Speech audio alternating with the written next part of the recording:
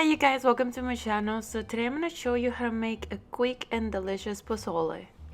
For the ingredients, I'm going to be using neck bones, and you can find them like this at Walmart. Also going to use white hominy, and I always get the bacon because we like hominy a lot. I'm going to be using chiles. I have this as red California, and I think it's mixed with something else. It was mixed like that at the store. I got the bulk one, so I picked the ones that they had there.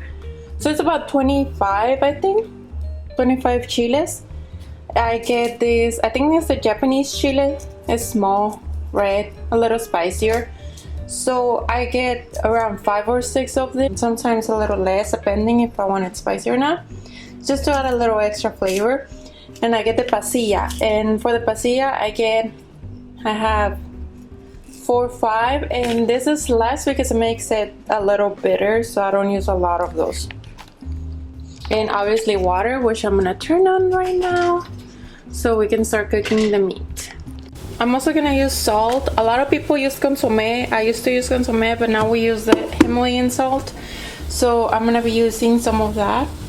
My meat is still frozen, so what I'm gonna do, I'm still gonna put it in the water, and it'll start detaching each other, and it'll start cooking at the same time. So I'm just gonna go ahead and do that.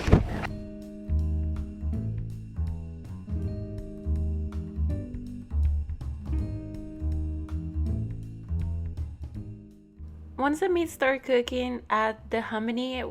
I usually drain the liquid and then I just add the grain in it.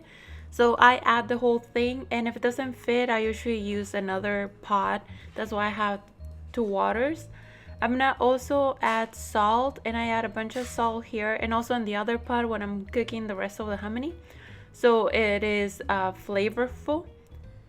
I'm gonna start deveining the chiles, so I'm gonna take all the seeds and the tails, and once we have this, we're gonna leave it in this pot, and or any container that you have. I'm gonna grab some of the broth. You can also remove the foam. I do it later on. This is just to make sure that the chiles are gonna be soft. Once they're soft, you're gonna put them in your blender. Just don't put the juice because you don't need it. We're gonna add regular water, just clean water. So I'm gonna put all the chiles in here, and then I'm gonna go ahead and finish this chile that I'm gonna add. I'm gonna add garlic. I'm also gonna add water, and we are going to start blending. You gotta make sure that everything is blended correctly. You don't want big chunks because that's where all the flavor is, so just make sure to blend it. I need a lid for my blender, as you can tell, but it should look something like this, like a paste. Once you have it like that, you're gonna use your strainer and you're gonna add it to where you're cooking the meat, and you're just gonna separate the big chunks from it because you don't want it while you're eating your pozole. So just strain all your liquid, make sure that you have all the flavor going down here and all the big pieces on top, and let it cook for a couple of hours. As you can tell, this is ready. I'm just gonna add all my garnishing. I use cabbage, onion, cilantro.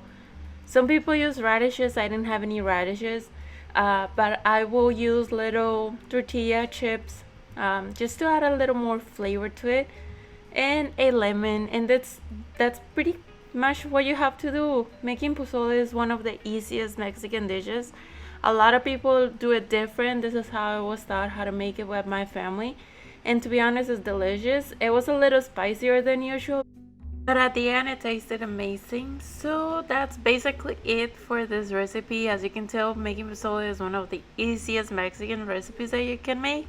There's several variations that you can find, but they're always delicious. Thank you so much for watching. Don't forget to subscribe, give me a like, and I'll talk to you next time. Bye guys.